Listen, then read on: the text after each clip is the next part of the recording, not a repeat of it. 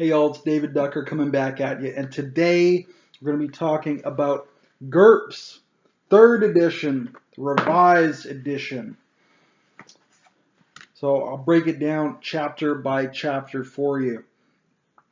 They have the introduction, that's not important. Quick start, not important. What is role playing? Not important. Creating a character, the most important part.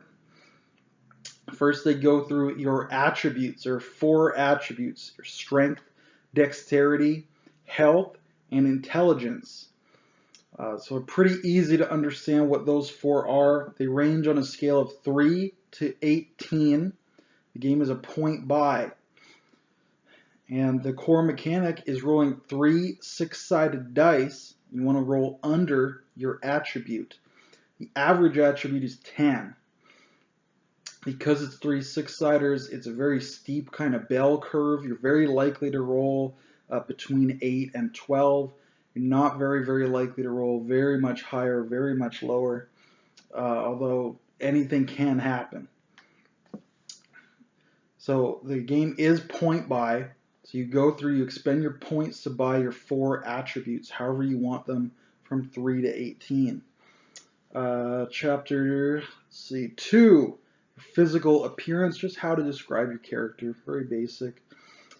3, wealth and status. I believe they don't use a wealth system. They just have dollar amounts on everything. Status, like your social position. To me, these are very optional rules, so we don't monkey around with them too much. Nothing revolutionary there. 4 is advantages, and 5 will be disadvantages. So these are your feats, your talents, your qualities, how you change the rules for your character. They're all optional. You buy them only with your points. If you want to be really simple, then don't buy any. If you want to up the complexity of the rules, you can buy a lot of them, but it's very optional. So these would be things like being fat, tall, a little person, 1 leg, 1 eye, kleptomaniac, thessalophobic, a variety of things that could change your character. Eidetic memory, a strong sense of smell, all kinds of things like that. 6 is quirks. They're like advantages and disadvantages, but they're more free form and they generally have less impact. Again, totally optional. 7 is your skills. Exhaustive skill list here, broken down into sections. So you have your, I wonder if it says, yeah, so you have animal skills, artistic skills, athletic skills, combat skills, crafting skills, hobby skills, language skills, magical skills, medical skills, outdoor skills, professional skills, psychic skills, scientific skills, social skills, thief skills, aka spy skills, and vehicle skills. So it's all broken down into these categories, and basically your skill is going to range between 3 and 18. How expensive it is to buy depends on the attribute that is linked to. So climbing is going to be linked to your strength. If you're strong, it's really cheap for you to get really good at climbing. It doesn't require much effort because you have natural talent. Biochemistry is linked to intelligence. So if you're really dumb, it's going to be hard for you to get really good at biochemistry. It's possible. You just have to spend a lot of skill points to do it. I think this is what people have trouble with in GURPS. They say it's complicated because if you change your core attributes, those 4 key characteristics, your strength, your health, your dexterity, and your intelligence, if you change those at any time, you have to completely redo all your skills for the most part. So this is a system which really benefits from you knowing your character before you stat him. So come in and say, these are his 4 attributes. Without a doubt, now I can go down this huge list of skills and fill them all in. But if at any time you backpedal, you might have to redo the whole skill list. So make your character and then stat your character, because GURPS can allow you to build almost anything you want. It's a huge pool of options. The toolbox, there's magic, there's psychic powers, there's martial arts stunts, there's spy skills, there's a huge section of scientific knowledge. There's everything you could want is there. And if it's not here in the core book, they have a splat book for it somewhere. But we're just using the core book, and we've had no problems at all. And we've got very diverse characters. We've got cyborgs, we've got robots, we've got psychics, we've got scientists, we've got soldiers. The core book has provided everything we need for all of them. So, yeah, you spend your points, again, on your attributes, your advantages, disadvantages, which of course give you points back, and then your skills. And then your character's pretty much made. Chapter 8 is going to be equipment and encumbrance. It's a pretty rules light system. So it's because of that, it has a small pool of armor and weapons and tools to use, because they're all basically similar. One handgun is pretty much as good as another handgun, with a few exceptions. It was pretty rules light, so equipment is not a big section. A sword and an axe are pretty similar in this system. 9, completing your character. So this is just some extra details you can add on, role-playing tips. 10, character development. So again, they talk about, consider your age, your height, consider your social background, consider leaving some points to spend later, so you can always do that. 11, chapter 11 is tables for building random characters.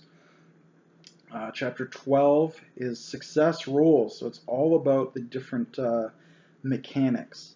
But again, it's very simple. Roll 3 6-sided dice. If you roll under or equal to your attribute, which is 3 to 18, you've succeeded. If you roll higher, you failed. That is the golden rule for everything. Very simple. 13 is basic combat. I love GURPS basic combat. Chapter 14 is advanced combat, which I hate because there's a million different rules. Advanced combat is 30 pages. Basic combat is only 5 pages. So I love the basic combat. Each round is one action. You do one thing, and then we move on. So it should be like everyone moves. It's very frantic, very energetic, very realistic, and it doesn't really matter who goes first because you can't do much on your turn anyways. So I love that because it really makes things chaotic on the battlefield. It's not like one person can steamroll 10 guys and then the next guy goes and the battlefield's completely different. It's small, it's incremental, it's messy, it's chaotic. So I really, really like that.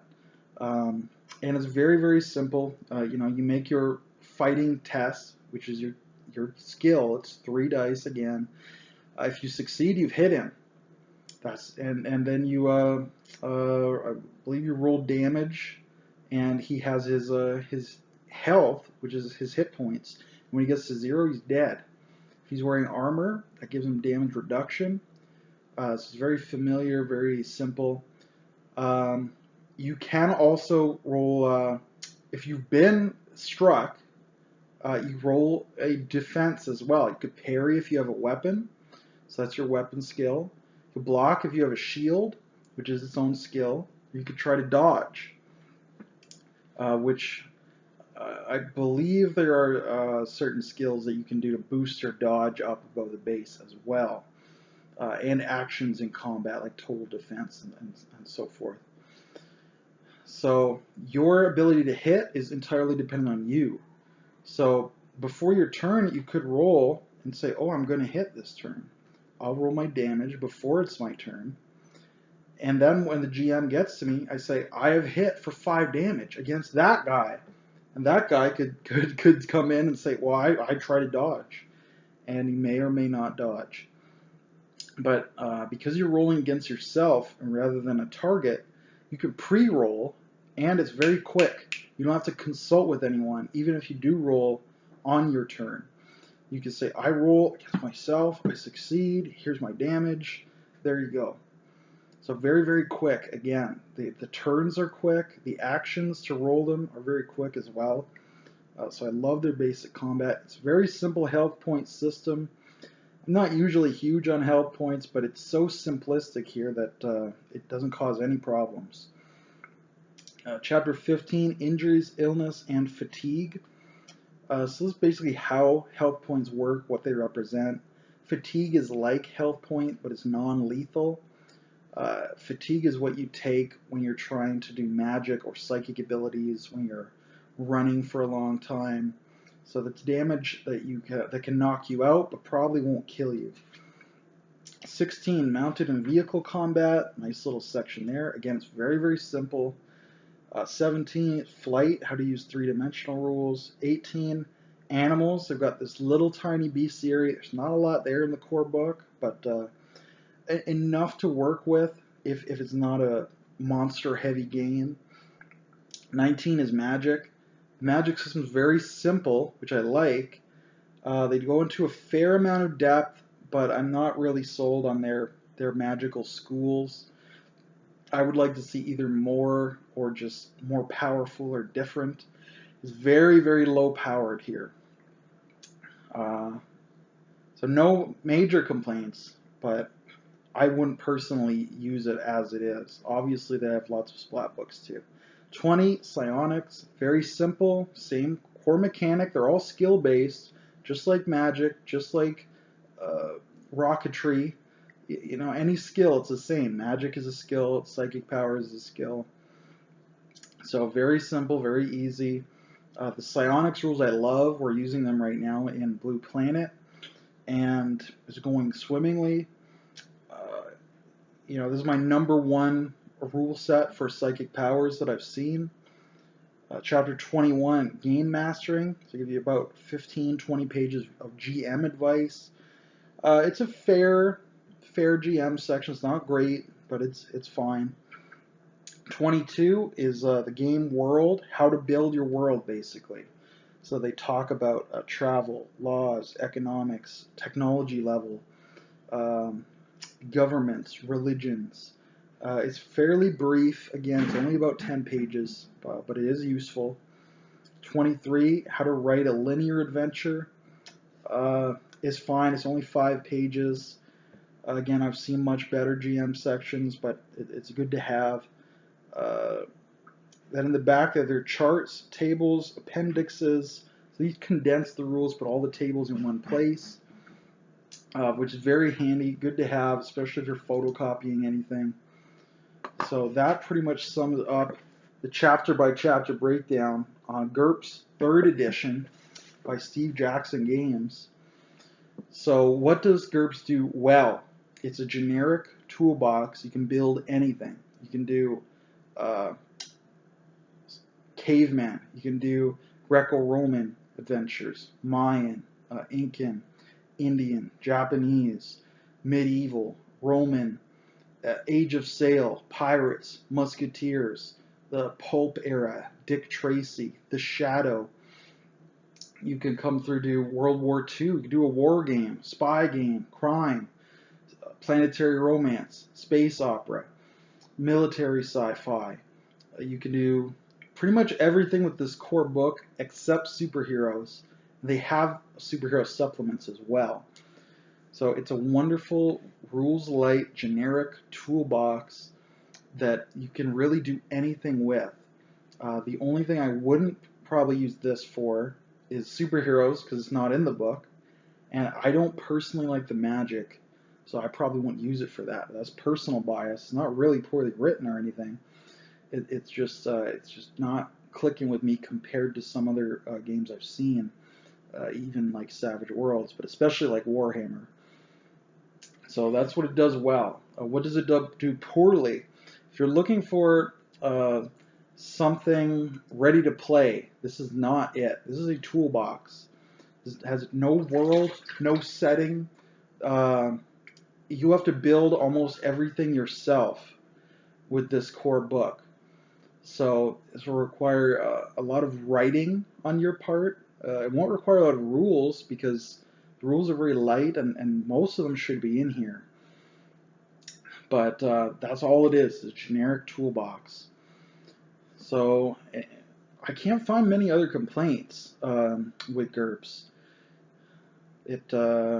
We've had no problems running it, no problems building the characters. Um, yeah, so I'm really light on complaints, and you know I love to complain. I mean, my Pathfinder video is like 45 minutes of nothing but complaints. But GURPS is just so light, so simple. It's there to facilitate the story, not get in the way of the story.